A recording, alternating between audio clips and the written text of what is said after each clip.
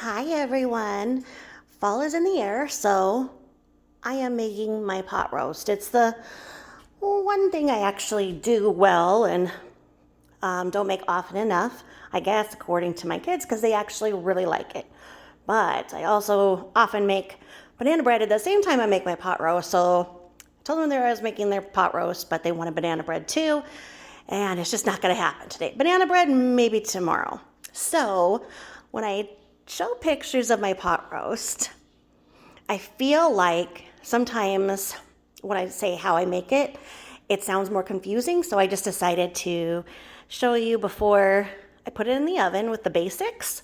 Pot roast is one of the best home cooked meals, I think, and it just makes the home smell so wonderful for fall and winter. It's not really something you can pull off in the summer unless you really have good air conditioning, because it is something that takes a while to cook down, and that's how you make a good pot roast, is it's that slow cook. And so I have a chuck roast, and you're supposed to put the fat side down.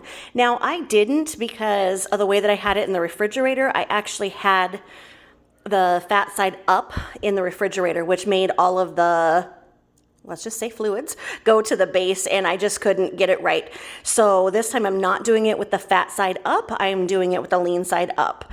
I have chopped an onion up, and I've chopped up my vegetables that I'm going to put in. I have new potatoes, and some of the little ones I didn't cut in half. The carrots are here, and as you can see, I do keep the peels on. It's one of my ways of sneaking some nutrients into my kids' lives. They don't know this, and hopefully they won't watch the video, but I wash off just enough that, any dirt and stuff comes off, but I do believe that there's a lot of nutrients in the peels, and so I do leave it like that. That's about the size of a pot roast that will leave no leftovers for a family of 5.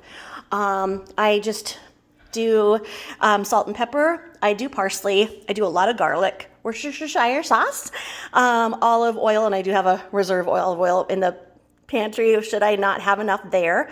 And I do kitchen bouquet. So what I do from there is I just put a little dabadooya of each of those things after I've added the vegetables. So the next thing I'm going to do is so I have this. I like to put the onions on as soon as I cook them so that it gets some of the flavoring right away into the beef. I like to salt and pepper the beef next. Then I add the vegetables around. I continue to put the spices on the meat. Then as the vegetables and everything have settled, then I add water to about the halfway point. And then I cook it at 350 for 3.5 to 4 hours.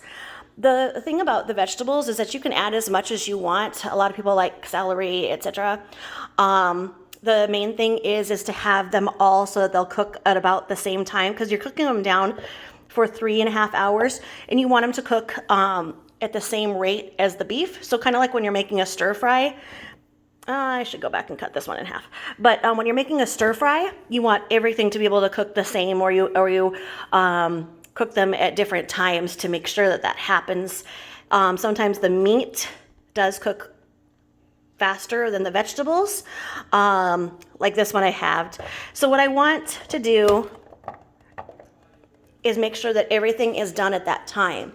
Now, if I'm feeling creative, I will take the pot roast out, let it sit out for 20 minutes, take the liquid, mix it with a roux of cornstarch, and I will make my own gravy. If I'm not feeling it, which I may not be tonight, I just use a standard packet of brown gravy. I like to put pot roast, I'm old-fashioned, I like to put it over a slice of white bread. My kids don't like it that way. They just eat it as is, and it's one good way to start off the fall. Oh, please, in the comments, ask me any questions and tips and suggestions. I'm always up for them. And if you have any questions, of course, please ask. Happy fall, y'all. Thanks for watching.